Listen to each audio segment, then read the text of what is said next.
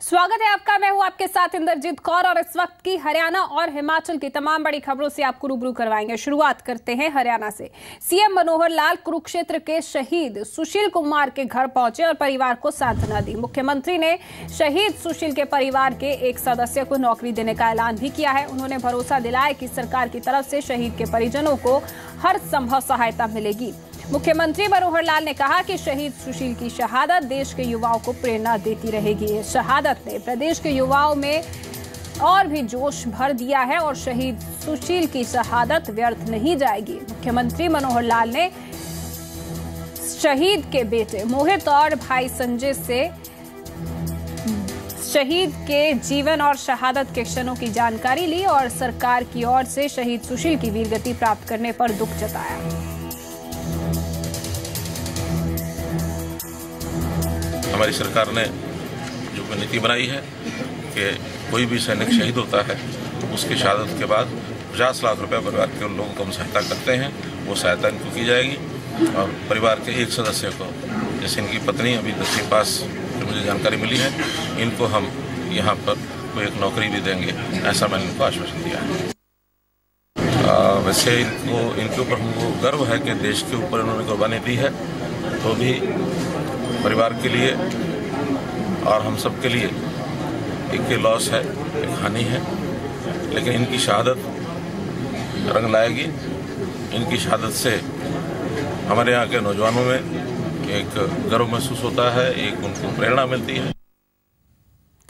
हरियाणा के स्वास्थ्य मंत्री अनिल विज ने भरोसा दिलाया है कि एनआरएचएम कर्मचारियों की हड़ताल की वजह से अस्पतालों में किसी भी तरह की परेशानी नहीं आने दी जाएगी। विज ने कहा कि सरकार ने हमेशा कॉन्ट्रैक्ट कर्मियों के हित में काम किया है, लेकिन पिछली सरकार ने नियमों को ताक पर रखकर कर्मचारियों को भर्ती किया, जिसका खामियाजा भुगतना पड़ रहा है। उन्होंने बताया कि सभी सरकारी अस्पतालों के 1 किलोमीटर के दायरे में धारा 144 लगाई गई है। कल हड़ताली कर्मचारियों ने यूनियन के बर्खास्त कर्मियों को वापस लेने की शर्त पर हड़ताल खत्म करने की बात कही थी, लेकिन सरकार की ओर से हड़ताल खत्म करने के बाद ही बातचीत की बात कही गई थी, लेकिन कर्मचारी इस बात के लिए राजी नहीं हुए।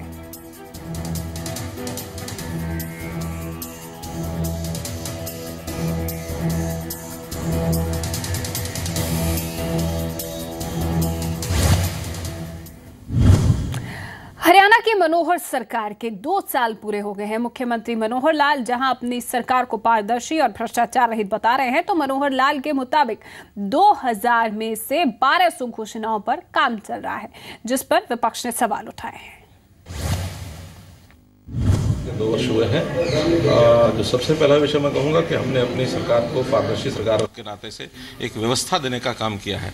जो अव्यवस्थाएं समाज को, जनता को तंग करती थी, दुखी करती थी, उनमें से एक हर प्रकार की काम को व्यवस्थित करने का काम हमने किया है। भ्रष्टाचार को दूर करने के लिए हमने बहुत प्रयत्न किए और उसका एक सुकून जनता को मिला भी है। विकास के कामों के नाते से लगातार जितनी घोषणाएं हुई हैं उन सबके ऊपर काम चल रहा है। लगभग 2000 के आसपास घोषणाएं हो चुकी हैं, जिसमें से 1200 घोषणाएं तो पूरी हो गई हैं। बड़ी हैरानी की बात है, प्रदेश के मुख्यमंत्री स्वयं अपनी प्रेस कॉन्फ्रेंस के अंदर ये बात कहते रहे हैं कि हमें 1 वर्ष पूरा समझने में लग गया, कि अगले 1 वर्ष में हमें योजनाएं बनाने में लग गया।